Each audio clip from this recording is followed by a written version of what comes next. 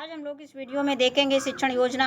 इसमें सबसे पहले कलांश रहेगा। कलांश में 4 कॉलम रहेंगे। पहला कॉलम है दिनांक, दूसरा है कक्षा, तीसरा है विषय और चौथा है समय।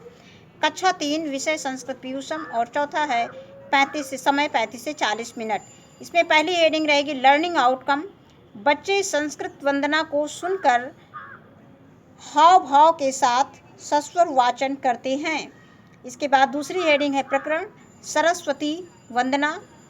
इसके बाद तीसरी हेडिंग है सीखने सिखाने की सामग्री। इसमें हमने पाठ्य पुस्तक लिया है संस्कृत पीयूषम और दीक्षा ऐप की सामग्री प्रयोग की है। चौथी हेडिंग आती है सीखने सिखाने की प्रक्रिया गतिविधियां। इसमें भी 4 कॉलम रहेंगे। पहला कॉलम है क्रम संख्या, दूसरा है चरण, तीसरा है समय और चौथा है आकलन के तरीके। इसमें पहली हेडिंग रहेगी शिक्षण की शुरुआत में। इसमें समय निर्धारित है 5 मिनट और सहभागिता व प्रतिक्रिया देखकर बच्चों का आकलन करेंगे। शिक्षक बच्चों को नीचे दी गई सरस्वती वंदना को सस्वर वाचन हाव भाव के साथ करवाएंगे।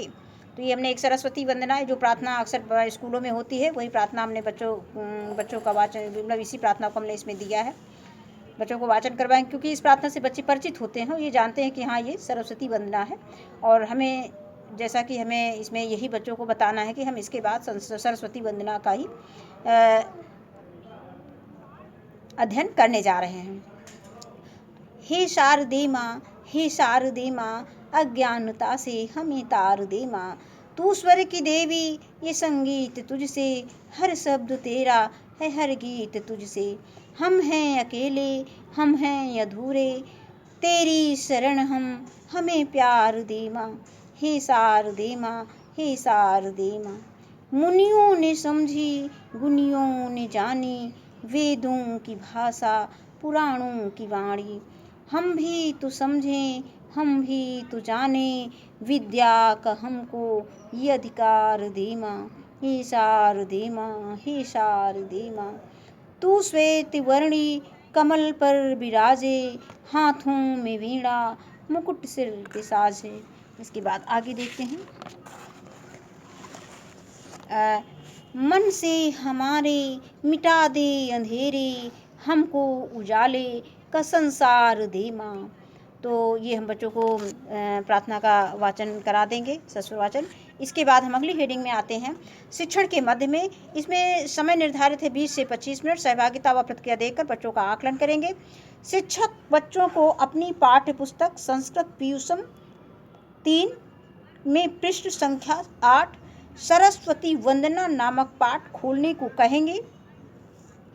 शिक्षक पाठ का सस्वर वाचन करेंगे। सभी बच्चे पुस्तक में शिक्षक द्वारा बोले गए शब्दों पर उंगली रखते हुए उन शब्दों को दोहराएंगे।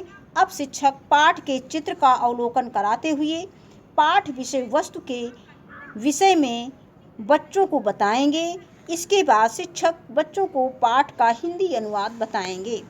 अब इसके बाद इसमें हमने श्लोक भी लिख दिया है, ये जो वंदना जो दी गई है उसके बाद उसका हिंदी अनुवाद भी लिख दिए हैं, जिससे कि हमको क्लास में पढ़ाने में बहुत आसानी रहेगी इस टीचिंग प्लान से। देवी सरस्वती तव पद कमलम। हे देवी सरस्वती, आपके पैर कमल के समान हैं। अहम नमामि वयम नमामः, मैं आपको नमन करती हूँ, हम सब आपको नमन करते हैं। मातः देहि सद्गुण ज्ञानम। हे माता, हमें अच्छे गुणों का ज्ञान दीजिए। अहम नमामि वयम नमामः, मैं आपको नमन करता हूँ, हम सब आपको नमन करते हैं। देवी शारदे तव सन्निकटे। हे देवी शारदे, तब आपके पास अहम पठामि वयम पठामः, मैं पढ़ती हूँ, हम सब पढ़ते हैं। इसके बाद आगे देखते हैं। अगली हेडिंग इसी में है शिक्षण के बाद में। इसमें भी इसके लिए समय निर्धारित है 10 मिनट। सहभागिता देकर बच्चों का आकलन करेंगे। शिक्षक कक्षा में उपस्थित सभी बच्चों को बारी बारी से पाठ का वाचन करने को कहेंगे। बच्चों द्वारा सही उच्चारण न कर पाने पर शिक्षक बच्चों को सही उच्चारण करना अर्थात शब्दों को सही सही बोलने का अभ्यास करवाएंगे। इसके बाद आता है समूह कार्य। शिक्षक 2-2 बच्चों का समूह बनाकर उन्हें यू शेप में बैठाकर पाठ के विषय में समूह में एक दूसरे से बात करने को कहेंगे।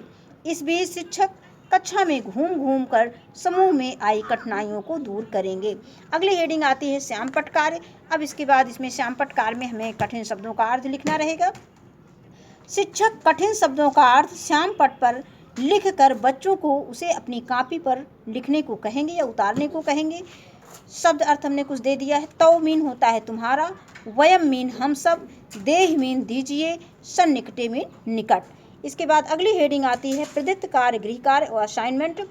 इसमें शिक्षक बच्चों को घर से शब्द अर्थ याद करके आने को कहेंगे, और या हम दे सकते हैं बच्चों को श्लोक याद करने के लिए, या हम कह सकते हैं कि बच्चे घर से श्लोक कॉपी में लिख कर लाएं। हम अपनी इच्छा के अनुसार और वहाँ क्लास में परिस्थिति के अनुसार कुछ भी बच्चों को करने के लिए दे सकते हैं। इसके बाद छठी हेडिंग आती है शिक्षक की आगामी कार्य योजना।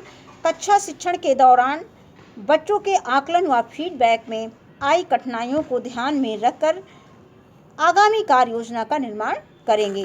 धन्यवाद।